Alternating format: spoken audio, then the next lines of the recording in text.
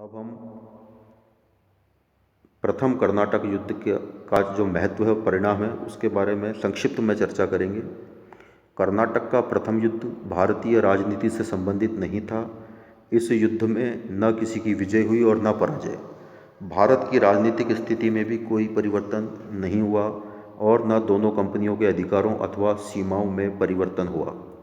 फिर भी इसके परिणाम अत्यंत ही महत्वपूर्ण सिद्ध हुए।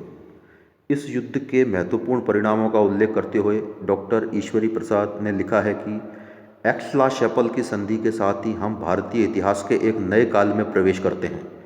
एक ऐसे काल में जिसमें कि भारत में बसने वाले यूरोप के लोग शांत व्यापारियों का जामा उतारकर प्रबल राजनीतिक शक्तियां बन गए। इस संक्रमण काल में डुप्ले और क्लाइव दो व्यक्तियों के नाम सर्वाधिक महत्वपूर्ण हैं।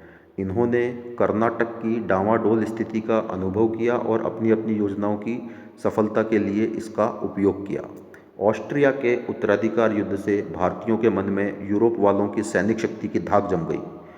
अब कर्नाटक के छोटे छोटे रजवाड़े अपने आपसी झगड़ों के लिए उनकी सहायता पाने के लिए व्यग्र हो उठे। इससे अंग्रेज़ों और फ्रांसीसियों को अपनी शक्ति बढ़ाने का अच्छा अवसर मिल गया। वे अब उसी का पक्ष लेने लगे जो उन्हें अधिक से अधिक धन देने को तैयार होता। इस प्रकार राजनीतिक प्रभुत्व प्राप्त करने के लिए आंतरिक झगड़ों में भाग लेने की नीति प्रारंभ हो गई। यद्यपि यह नीति अंग्रेज़ों या फ्रांसीसियों की कोई नई सूझ नहीं थी। पुर्तगाली गवर्नर अल्बुकर्क इसका प्रयोग कर चुका था, किंतु डुप्ले व क्लाइव के हाथों यह नीति फलवती होती गई। वस्तुतः इस युद्ध के बाद दक्षिण भारत में फ्रांसीसियों की धाक जम गई। भारतीय सैनिक व्यवस्था का खोखलापन स्पष्ट हो गया। फ्रांसीसियों ने अपनी थोड़ी सी सेना से नवाब की सेना को पराजित कर दिया।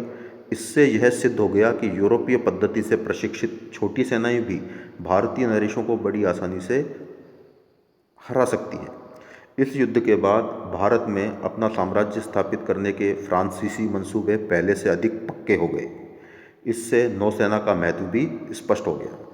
डॉडवेल ने लिखा है कि विदेशी व्यापारी अधीन प्रजा की स्थिति से उछलकर प्राय नरेशों की समता की स्थिति में पहुंच गए।